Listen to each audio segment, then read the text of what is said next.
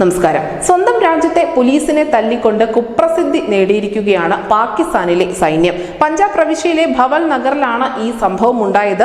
പാക് സൈനികർ പോലീസുകാരെ മർദ്ദിക്കുന്ന ദൃശ്യങ്ങൾ സോഷ്യൽ മീഡിയയിൽ ഇതിനോടകം തന്നെ വൈറലാണ്.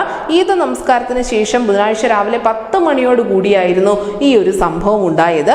7-8 വാഹനങ്ങളിലായി എത്തിയ 50ഓളം വരുന്ന സൈനികരാണ് പോലീസ് സ്റ്റേഷനിലേക്ക് അതിക്രമിച്ചു കയറിയത്. അതിനുശേഷം പോലീസുകാരെ മർദ്ദിച്ച് അവശരാക്കുകയായിരുന്നു. റൈഫിൾ കുറ്റികളും വടികളും ഉപയോഗിച്ചുകൊണ്ടായിരുന്നു ഇവർ പോലീസുകാരെ മർദ്ദിച്ചത്. സ്റ്റേഷൻ SHOയെയും സ്റ്റേഷൻ ഇൻചാർജിനെയും പോലും സൈനികർ വെറുതെ വിട്ടില്ല എന്ന കാര്യം കൂടി നമുക്ക് വീഡിയോയിൽ കാണാൻ സാധിക്കും. ആക്രമണത്തിൽ നിരവധി പോലീസ് ഉദ്യോഗസ്ഥർക്ക് കാര്യമായി തന്നെ പരിക്കേറ്റിട്ടുണ്ട്. ആയുധം കണ്ടുകെട്ടിയതുമായി ബന്ധപ്പെട്ട ഒരു തർക്കമാണ് ഇത്തരത്തിലുള്ള കൂട്ടത്തല്ലിൽ കലാശിച്ചത് എന്നാണ് ഇപ്പോൾ പുറത്തു വരുന്ന വിവരം.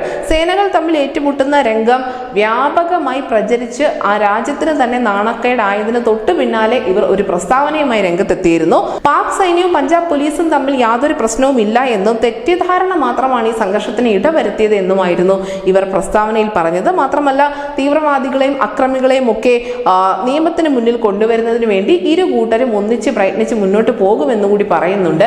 എന്തായാലും പ്രസ്താവനയൊക്കെ വരുന്നതിന് തൊട്ട് മുൻപ് തന്നെ ഈ വീഡിയോ ദൃശ്യങ്ങൾ വൈറലായിരുന്നു. പ്രേക്ഷകർക്ക് കാണുന്നതിന് വേണ്ടി ഈ വീഡിയോ ദൃശ്യങ്ങൾ ഡിസ്ക്രിപ്ഷൻ ലിങ്കിൽ നൽകിയിട്ടുണ്ട്. News desk news India Malayalam.